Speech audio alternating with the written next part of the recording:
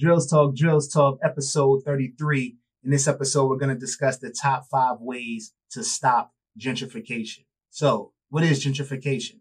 In layman's terms, it is rich people or large companies taking cities back from poor people that they no longer want in that area of the city. Basically buying up everything, pricing them out, and forcing them to move.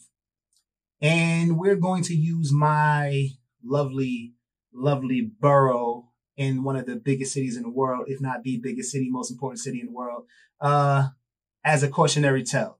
So those of you who know about the Barclays Center knows that it's a big deal and that's where the Nets play and it's all great.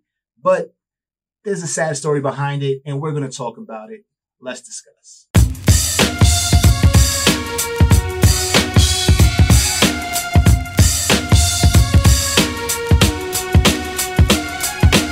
Drills Talk, episode 33. In this episode, we're going to discuss the top 5 ways to stop gentrification. Of course, before we start, please please subscribe, comment if you would like. Every Monday, we have a new blog. Every Wednesday, we have a new Drills Talk, new vlog. Every Friday, I release a beat produced by me. Cool channel to follow. Welcome. And to all who are already here, welcome back. Let's get into it. Number one is to pay attention. So when this started, this New Jersey Nets moving back to the Brooklyn Nets or moving to what is called now the Brooklyn Nets. When that started, I was in high school, I believe. Yeah, I was in high school and we didn't know what really was going on. Those of us who were not in the know and lived in Brooklyn just saw that a lot of things were changing in the downtown area. They actually created a shuttle that didn't exist pretty early in my high school tenure. And we didn't really know what it was. We thought nothing of it. It was convenient. It was great. It actually worked out really well for me going to high school all the way down in Coney Island. So, what we did was we said, okay, no big deal. And the New Jersey Nets actually moving to Brooklyn was so far fetched. Like we didn't even have a stadium. We didn't even think we had space for one, but we did. And that space was created. And what they did was they bought up all the homes in that area and moved everyone out. And it seemed to move so fast, but it was actually really slow if we would have just simply paid attention. Now, at this time, I'm a child and this is me looking back on it. But what they did was they started to connect all the trains in the Brooklyn downtown area to meet. And it didn't really make any sense. It was meeting in some area where it was like not really much there. It's not really necessary. I mean, the trains were only 2 blocks down from each other anyway. Didn't really need to be connected, but they did connect all of them. And everything was like a hub in this one spot, this random place where at the time we just had like a sporting goods store. There was nothing else there. And we just weren't paying attention. We missed it. We weren't really aware of what was about to occur. And what did occur was these people were bought out, basically told that they can name their price and not really knowing how to use that to their advantage. Name the price would seem like a lot to them, was paid to move away. And then they, knocked everything down, built this huge Barclays Stadium. It is very nice. Barclays Center in Brooklyn, New York. It did bring a lot of new influx of new business and new buildings and condos and just newness to the borough, which was known for, basically, if you don't live here, don't come. And now it's like Little Manhattan. So why didn't we pay attention? It didn't seem like much. But if we would put 2 and 2 together, we would have known that something special is happening around this area. Something special is happening in this downtown area. And, the sports blogs and the sports, the internet are really mentioning the Nets. I mean, about to move where though? And they say to New York City. And we're like, okay, well, the Knicks have Madison Square Garden. They're not going to share that. So what's going to happen? Nothing's happening in the Bronx at the time.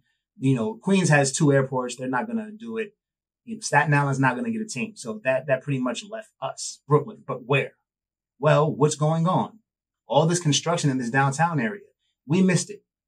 We did not pay attention. And now we're here. And the people who did live there were displaced, either having to move to East New York or, further inside of New York or outside of New York and start all over again. But what could we have done?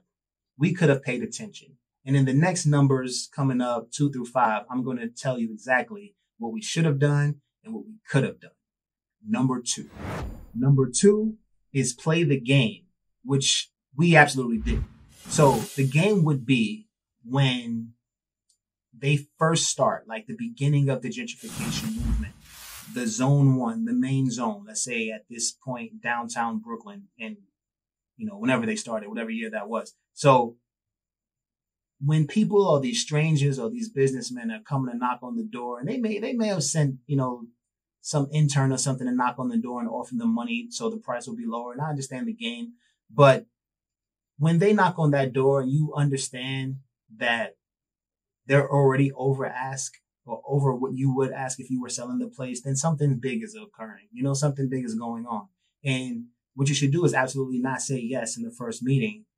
And then you should meet with your neighbors. There should be a neighborhood meeting immediately. If they're knocking on your door, they're going door to door. So let's say on your block, and in Brooklyn, it could be about 20 houses on each side of the block. So you got 40 people in a meeting, right? And everybody can ask each other, okay, would they offer you? Would they offer you? How much do you have left on your mortgage? Do you have anything left on your mortgage? And then you guys can understand that whatever they're trying to do, and, at this time, nobody knows, whatever they're trying to do, they're willing to pay top dollar for. And what we need to do is double whatever we're going to ask for. And it sounds crazy, like who's going to accept that? But this is zone one. And in zone one, you can name your price because they want this. This is the beginning. They can't not get this going. They probably already have stuff in motion and didn't really think that a no would ever come because you can name your own price. So there's going to be no no's. And that's one thing about, with the big bucks and the big companies coming in, you're probably not going to be able to save the first zone. But, overall, this blog or this vlog is to prevent the spread of it. So after you're playing the game, you meet with your neighbors and you understand that what you guys are going to do is going to ask for at least double, maybe even 2.5 times what your home is worth.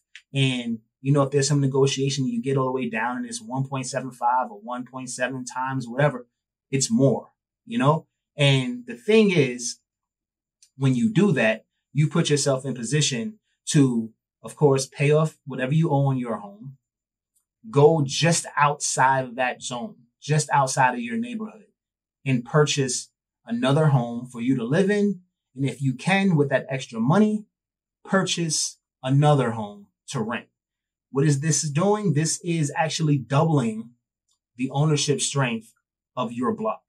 So you guys can lose a block and then go, 3 blocks, 4 blocks down and buy 2 blocks. And they gave you the money for it. So guess who's not selling when they come knocking on the door next time? You guys. It's the only strategy to do in the first zone. If you want to stay in your neighborhood. If you don't care, then hey, whatever. But this is for people who care. This is for people who want to stop it. This is how you do it. So you're playing the game. You've bought up neighboring homes. So what this is doing is saying, okay, well, I love my neighborhood. We weren't ready for this move. We didn't see it coming, kind of blindsided us, but we use it to our advantage. And now we have 2 times, what we had before. And if you really love it and you're buying up the neighborhoods and you're going to live in one, you're going to take care of that. You're going to rent one, you're going to take care of that.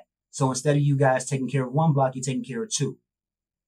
And it just gives you a certain level of power to where, okay, we're going to determine how far this gentrification thing is going to go. Because if it does come to where they're knocking on the door and it's a name your price again, guess what we're going to do? We may give up that. And then we're going to buy 4. So then we're going to go, okay, we're going to buy us another house. We're not attached to the new house anyway. We just moved there. 6 months down the line, they come knocking on our door again. Okay, fine. And then we're going to get 4 blocks. We're going to get 4 times. And then we're like, okay, we're in so much control. Our price is going to be crazy. They're not going to pay that. They're going to do what they want to do in their zone 1. But we've, essentially stopped what was going to happen, which was what happened in Brooklyn. And it's pretty much 2 neighborhoods left that hasn't been gentrified in my borough. So play the game. Number 3. Number 3 is to buy up neighboring homes. But this buy up neighboring homes are for people who are maybe 1 or 2 neighborhoods outside of the gentrification zone. So these are people that are a little bit further away, but they see it coming. And what these are going to do, you're going to transfer these people from renters to owners. And you go from that renter to owner, you're automatically giving yourself more power. You're automatically hitting things that you've never hit before. You've got, benefits of an owner. You have the pride of ownership and you've never experienced it. And I know a lot of people, rent because they're scared of the whole commitment of a mortgage. But these are the same people who've lived in that apartment for 10, 15, 20 years. You're not going anywhere. You've already covered a mortgage, maybe 2, if you had a 10-year mortgage. So I don't see the fear. And the fear is that you're making some sort of commitment to this place. You can own and live in this place. You can rent this place as an owner. You can sell this place to someone who wants to be in the neighborhood and keep the neighborhood going as is and have the same values of you and don't want to see the people who grew up there pushed out. You have a lot of power. Ownership is power. It's not a burden. And I don't know why we see it like that. We definitely need to stop. But buying up the neighborhood is basically stating, okay, rent is ridiculous already. How much are these mortgages? This is something that you need to, find out. You need to go online and look up, okay, well, if this is how much the place costs and I put such and such down and this is your first home. So you probably only need 3% if you got a good job and you got the W-2 information and you file your taxes. It's nothing. No problem getting a 97% loan. So you do that and you say, okay, well, this is what the mortgage will be. This is what rent is. That's not much of a difference. And if it is, and you want to buy maybe a multifamily, you've already lived in places where there's people on top of you. There's people below you. You know what I mean? There's people beneath you. And if you live in a building like I lived in, there was people on top, on the side and below. I lived in a high rise. So what's the difference in, going up and talking to them or going downstairs and talking to them and saying, hey, you know what they're about to do. I don't know what they're about to do for sure, but something big is happening downtown and we need to buy up our neighborhood. And how do you feel about buying a multifamily, buying a duplex, especially in a city like New York? They're all over the place. But instead of renting, you guys are owning. And what does that do if they ever come knocking? No, thank you. We're not selling here. You guys can go back downtown. But you don't have that kind of control if you don't own. And then we get into the situation of we're looking around at all these nice things and we see things changing and we can't afford them. And then the rent for where we live is going up because of the changes and we can't afford that anymore either. So now what do? We're either forced to move out or we are so priced out that we're feeling that we're less than and we're the ugly duckling in the neighborhood. Say we don't move out and, it's rent controlled, something like that. And we can stay. Okay, you can stay, but they're not going to make any improvements to your apartment until you move. That's just how it is. So you have, this beautiful building that you live in now, and they fixed up the entrance and they got security at the front and there's a buzz-in door now. The elevators work all the time, but your apartment looks just like it looked prior to all those updates. And they're not knocking on your door to make those changes because they want you out of there. And that's because you're not an owner. You have no control. It's ugly. It's happened. I've seen it happen. And, this is something that we definitely need to take advantage of. If you see it in your city, whatever city you may be in, you see it happening, you guys have to talk to each other. You got to get together and make a plan and use this for free. Number 4 is control the traffic. So if we follow all the rules and all the steps that I've given, you can control the traffic because you own most of the real estate in the neighborhood. So what is controlling the traffic? Controlling the traffic is not accepting businesses you don't want in the area, not supporting businesses who somehow got past your resistance in opening a business once they open. If they're not part of the community, you don't have to allow them in. you don't have to patronize their shop or their restaurant or whatever it is. You control the traffic. They can open a store in your neighborhood all they want. If no one walks in, they will not be there long. And that's sometimes what we don't understand, especially in big cities, because everyone is just so focused on what's going on with them. So yeah, I'm just going to go to the, corner store, and or I'm going to go to the Chinese restaurant, or I'm, just going to go over here and get a, slice of pizza from the pizza spot or the chicken spot or whatever. And you're not understanding that the money you're giving is not going back into the community. The money you're giving is going into the pockets of whoever owns those shops and back into their community, wherever that may be. And very rarely, if ever, is it your community. And what you can do is, when you're stopping and controlling the traffic, you can make it understood that, okay, new businesses, if you're not coming in and you're not part of the community, you're not going to be successful. Just like that. How many people are going to hear that, invest their money, and lose it because they're not going to be supported by the community that they're opening in? But you can only do that when you're talking to each other and it's understood in the community and everybody's following one way. And the only way to do that is number 5. Number 5 is to talk to the people in your neighborhood.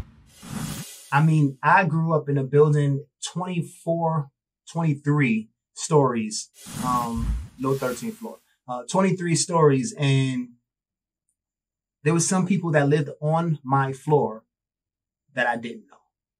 And I mean, I lived there for over a decade.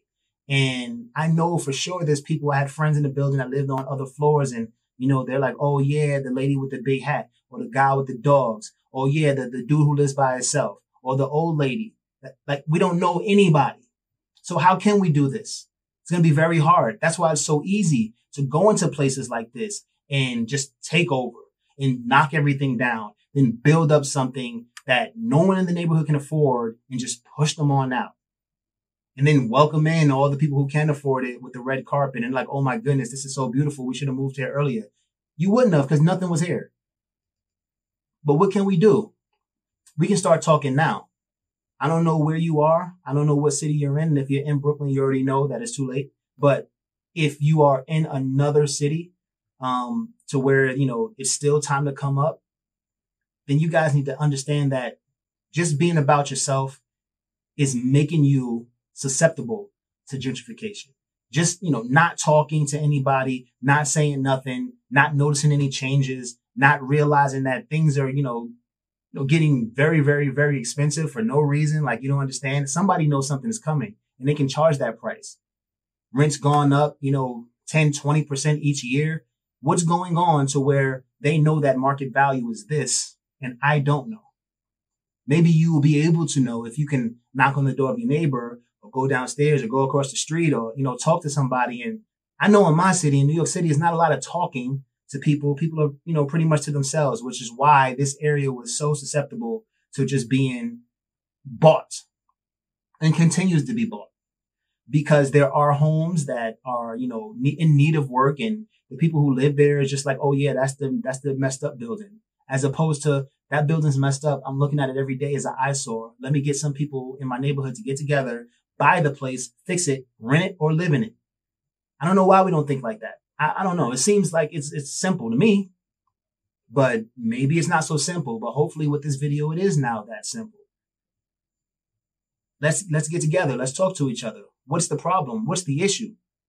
I know a lot of things are going on in the world right now, and these are one of the issues.